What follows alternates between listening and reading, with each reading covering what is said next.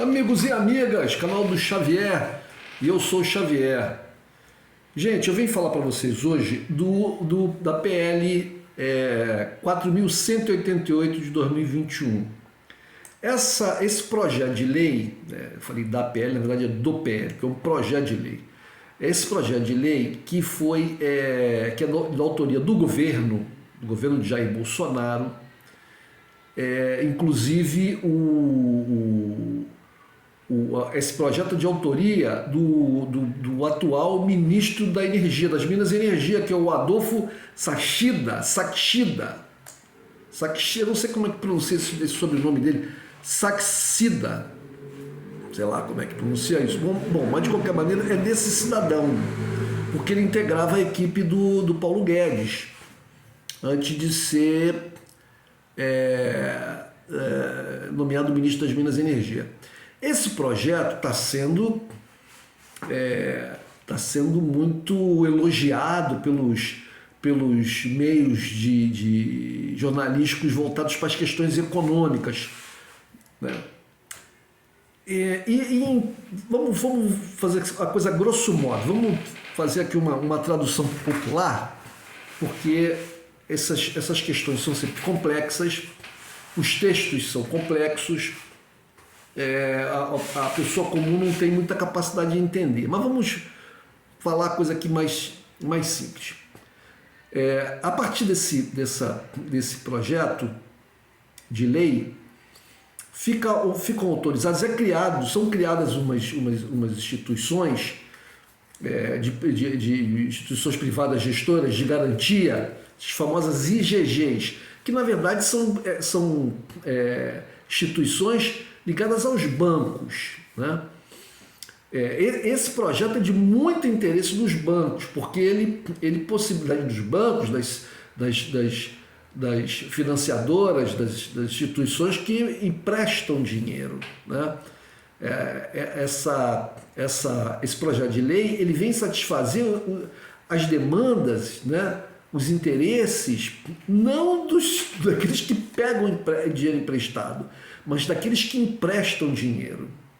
Então, de cara, a gente tem que entender que esse projeto de lei ele beneficia os emprestadores de dinheiro. Mas eles tentam vender para a gente, né, esses órgãos de comunicação voltados para as questões financeiras, ligadas ao mercado, então, tipo Infomoney, Bloomberg, né, o Valor Econômico, que o ponto de vista deles é sempre a coisa do mercado, né? E o mercado são os bancos, são as financeiras, né? São as operadoras na bolsa, as corretoras, etc. Não é o povo que pega dinheiro emprestado, né? Não é eles não estão defendendo os interesses, as demandas daquele do cidadão, do trabalhador que vai num banco pegar um empréstimo para poder fazer uma obra na sua casa, ou para comprar uma casa, ou para comprar um carro, ou para comprar um bem qualquer, um eletrodoméstico, fazer algum tipo de investimento, de comércio, montar uma pequena indústria, essa coisa. Né, as pessoas que precisam pegar dinheiro emprestado, ou até para pagar dívidas, né, outras dívidas, etc. Então, a gente tem que partir dessa premissa.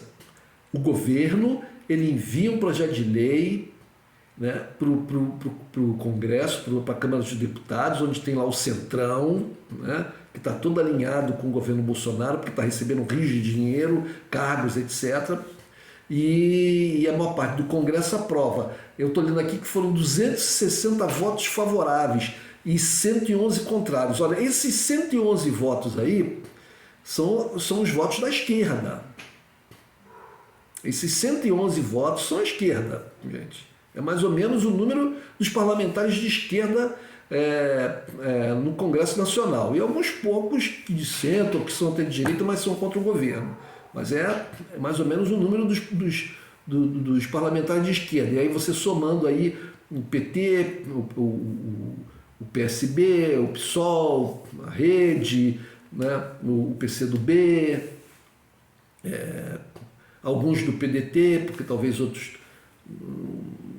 né, tenham pensado diferente, até do PSB talvez alguns tenham votado, eu não tenho aqui a relação dos deputados que votaram a favor ou contra, mas pelos números, esses 111 aqui que votaram contrários, tenho quase certeza que são o número de parlamentares da esquerda, né, dos partidos de esquerda. Então os outros 260 votaram a favor. O que acontece?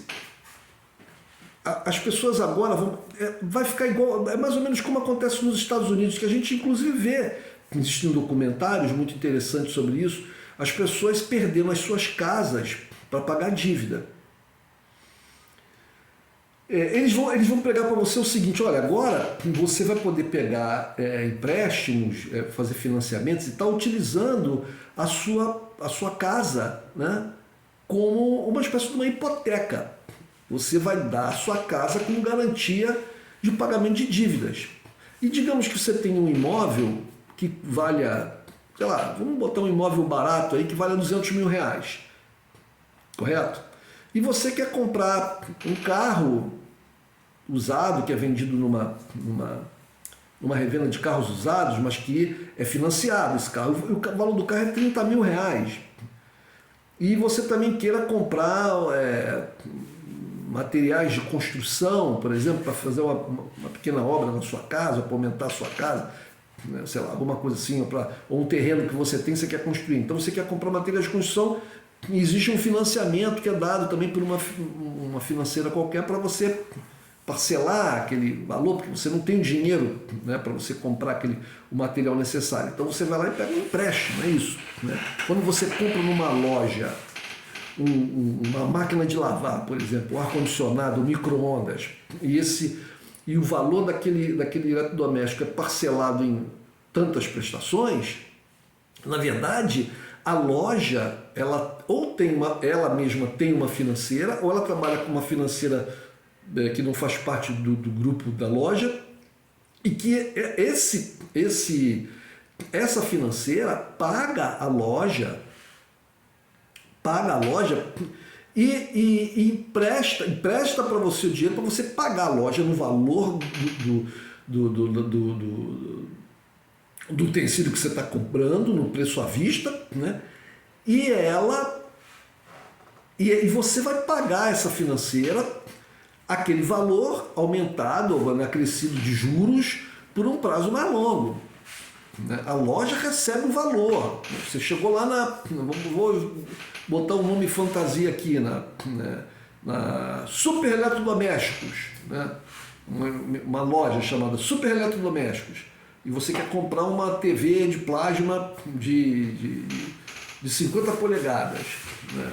Eu nem sei qual é o valor de uma TV dessa agora, mas digamos, então custa R$4 mil.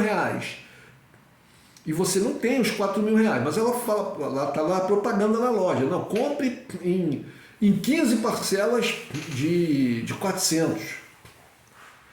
15 parcelas de 400. Você não tem os R$4 mil para pagar à vista, mas ela te vende em 15 parcelas de 400. Ora, 15 parcelas de 400 são R$6 mil.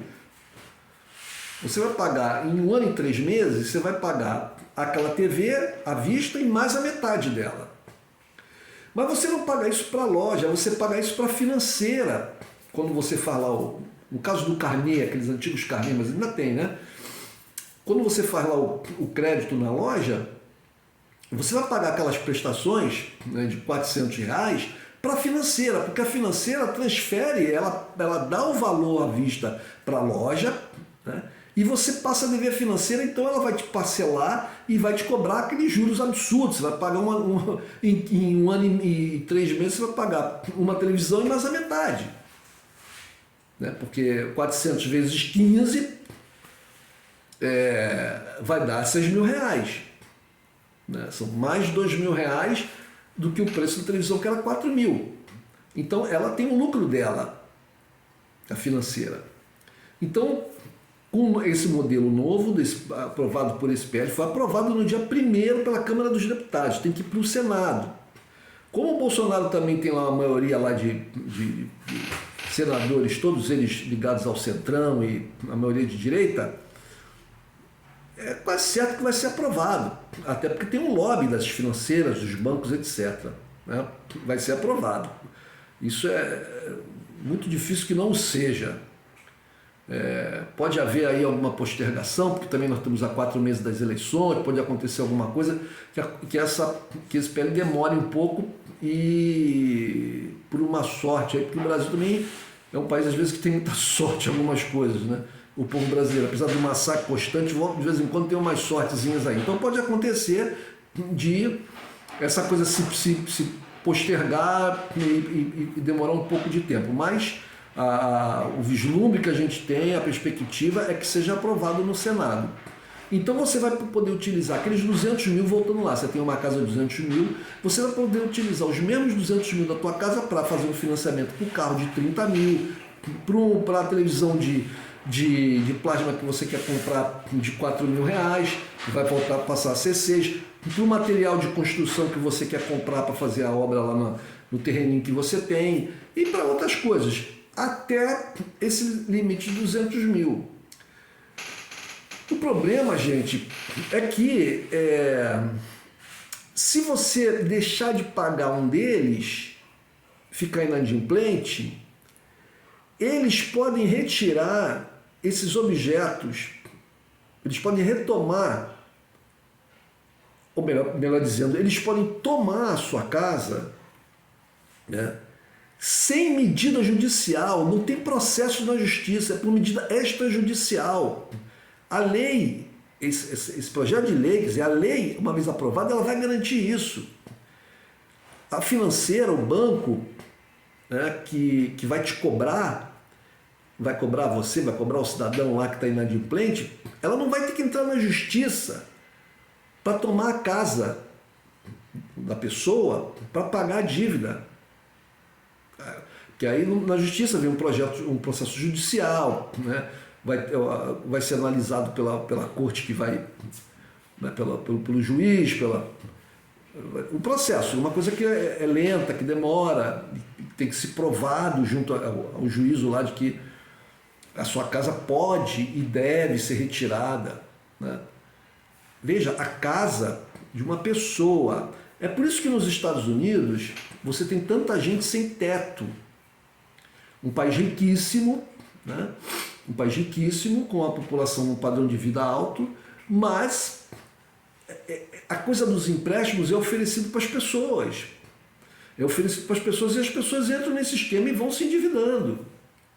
E quando as pessoas não têm como pagar, o que é tomado é aquilo que elas deram de garantia, que é o seu imóvel, mesmo que seja um único imóvel.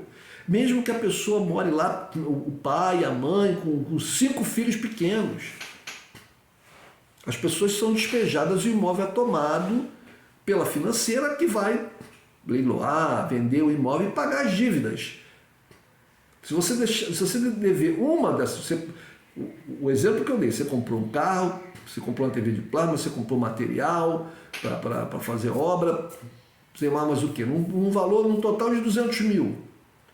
E se você não deixar de pagar uma dessas, a financeira, a instituição privada gestora de garantia, o IGG, né, elas poderão, porque a operacionalização do serviço fica a cargo dessas instituições. Então elas poderão tomar o seu imóvel sem processo judicial. Na crise de 2008, quando a gente vê no YouTube, você entra no YouTube aí hoje em dia, não só para ver o meu canal, que eu sei que você gosta muito, mas você entra no YouTube, a gente vê lá em várias cidades americanas, né, uma multidão de pessoas morando nas ruas em barracas. Barraca de camping, as pessoas morando na rua. Muitas dessas pessoas, costuma-se afirmar nesses vídeos, estão ali por questões de vício em drogas e tal. Mas não é só isso. Muitas vezes as pessoas ficam viciadas em drogas porque vão parar na rua, entram num processo depressivo muito grande e acabam utilizando drogas para ter alguma... É o que o ser humano sempre fez, né? O ser humano utiliza substâncias várias, desde o álcool, do tabaco e várias outras, o mesmo cafezinho, né? Para poder suportar a vida. E quanto mais difícil a vida é, mais pesadas são as substâncias que as pessoas utilizam. Então existe uma epidemia nos Estados Unidos de opioides ou de opiáceos, né, que são substâncias ou medicamentos ou drogas derivadas do ópio, da papoula, que é fabricado, que é plantado lá no Oriente, no Afeganistão, por exemplo, um grande produtor de papoula, né? E essas substâncias, elas se popularizaram nos Estados Unidos de uma tal maneira, até porque médicos começaram a receitar muitas drogas à base dessa substância aí, desses opiáceos, né? E acabaram as pessoas ficando viciadas e passaram a comprar no mercado negro. Mas as pessoas vão morar na rua, muitas delas vão morar na rua porque perdem. Vocês podem ver os documentários no YouTube, vejam os documentários. Se vocês não entenderem o inglês, coloquem na tradução, coloquem as legendas, você não vê as pessoas falando. As pessoas perderam, muita gente que mora dentro de carro, dentro dos seus carros, só sobrou o carro. As pessoas perderam seus imóveis onde moravam e não conseguiram mais comprar uma casa. Porque comprar uma casa, em qualquer lugar do mundo, gente, é uma coisa cara para a maioria das pessoas. Não se iludam. Quando falam de países maravilhosos, que países ricos, falam do Japão, falam da Holanda, da Inglaterra, da Suíça, da Noruega, não se iludam. Para qualquer pessoa nesses países comprar uma casa, pessoas fora os ricos, não estou falando dos ricos, estou falando do povo, né? Do povo, os trabalhadores, aqueles que produzem, aqueles que têm que acordar de manhã, ir para o seu trabalho, seja num escritório, seja numa loja, seja numa indústria, seja num cabeleireiro, seja onde for que a pessoa trabalhe. Essas pessoas, classe média, para baixo, os mais pobres, comprar uma casa é uma coisa muito difícil. Uma coisa que implica um esforço grande e a maioria das pessoas não tem dinheiro para comprar uma casa em dinheiro vivo. As pessoas têm que juntar anos e tal, ou fazer financiamentos. Então, quando a pessoa perde uma casa, e você vê isso muito nos vídeos no YouTube dos cidadãos americanos, geralmente são pessoas já da meia idade, né? Pessoas que trabalharam a vida inteira e foram pagando financiamentos e conseguiram lá comprar uma casa. E quando chegam lá para os seus, 40 e poucos, 50 anos, uma questão qualquer da vida, perdem um emprego e tal, aí não conseguem pagar empréstimos que tinham, vêm essas instituições financeiras e tomam as suas casas. E aí o que a pessoa tem que fazer? Muitas vezes a pessoa tem um emprego, trabalha, tem um emprego bonitinho ali, registrado e tal, só que ela não consegue comprar mais uma casa. Ela vai ter que ficar mais 20 anos para poder comprar, para poder ter crédito de novo. A pessoa vai morar na rua, vai morar dentro do seu carro, quando tem carro. Senão vai morar numa barraca. Então isso está sendo trazido para o Brasil. Olha, eles estão pregando, quando eu falo esse pessoal do mercado e esses políticos neoliberais de direita. Eles estão dizendo que isso vai ser muito bom, porque agora o dinheiro vai ficar mais barato, o dinheiro para empréstimo. Foi a mesma coisa, eles estão sempre, volto a dizer, eles são, quando eu falo eles, eu estou me referindo ao pessoal do mercado financeiro, ao pessoal desses meios de comunicação ligados ao mercado financeiro e aos deputados, senadores e políticos como o presidente da República, o senhor Jair Bolsonaro, e no governo do Michel Temer, né, que a reforma trabalhista, não, com a reforma trabalhista, agora a gente vai tirar os direitos dos trabalhadores e vai gerar mais emprego, porque o empregador, ele estava amarrado com tantas obrigações, né? Então vai ter mais emprego, não apareceram mais emprego.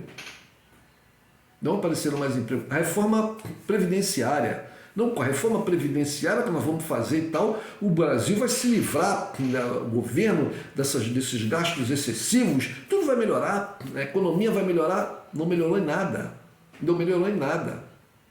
Se lembra do famoso cadastro positivo? Não, com o cadastro positivo agora você vai ter o seu cadastro, se você for uma pessoa, né, que pague sua dívida bonitinho, você vai ser uma pessoa... Isso só ataca só vai atingir aqueles que são inadimplentes, Meu Deus, vai atingir a maior parte da população, né? Nós temos aí milhões de pessoas aí com dívida, com problemas de dívida no Brasil, porque não conseguem pagar porque perderam seus empregos, etc. Mas disseram que com cadastro positivo que ia melhorar a questão dos empréstimos, que a oferta de recursos, né, de financiamento ia aumentar, melhorar. Mentira! É mais uma mentira que estão colocando para a gente aí, mais um arroxo, mais uma coisa para ferrar o povo brasileiro, mais uma. Então, gente, preste atenção, PL 4.188, né, foi aprovado no dia 1º, hoje já passou da meia-noite, hoje é dia 6, semana passada, dia 1º, não foi muito divulgado, quer dizer, foi divulgado, mas não deveria aparecer em letras garrafais, nas manchetes de todos os jornais, mais um arroz contra o povo. Mas isso os jornais não falam, porque os jornais são favoráveis. Os jornais são favoráveis a tudo que satisfaça aos interesses do mercado financeiro.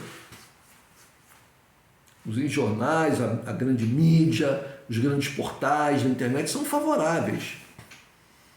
Então isso eles não, quanto a isso eles não pegam pesado, né? Enviado pelo governo Bolsonaro, mais uma prova de que o governo Bolsonaro não está nem aí para o povo. Não está nem aí para o povo. A estratégia do Bolsonaro é enganar o povo. Então, vamos tirar a atenção do povo falando de coisas, vamos falar de Deus, vamos falar de família, né? Vamos falar da questão da violência, que a gente tem que lutar contra a violência, vamos falar que a gente está combatendo a corrupção. Tudo mentira. Tudo mentira. Tudo mentira. O governo Temer, o governo Bolsonaro, ele é uma extensão do governo Temer em vários aspectos. Na questão dos arroxos contra o povo, contra o trabalhador, é uma continuidade. É uma continuidade. Se Bolsonaro for reeleito, porque eu sempre falo isso nos meus vídeos, o Lula está na frente, o Lula está com uma vantagem grande. Gente, Bolsonaro não está derrotado ainda, a derrota só acontece lá na urna. Se Bolsonaro for reeleito, aí ele vem com tudo. Aí ele vem com tudo, em todos os aspectos, ele vem com tudo. Uma repressão violenta, uma repressão econômica, uma repressão cultural, uma repressão política. E o povo pode esperar mais arroxo. Eles vão vir com tudo. Com tudo. É isso, meus amigos. A gente tem que se conscientizar e trabalhar para que em outubro a gente consiga eleger Lula no primeiro turno, para não ter um segundo turno, porque o segundo turno é uma outra eleição. Um abraço, meus amigos.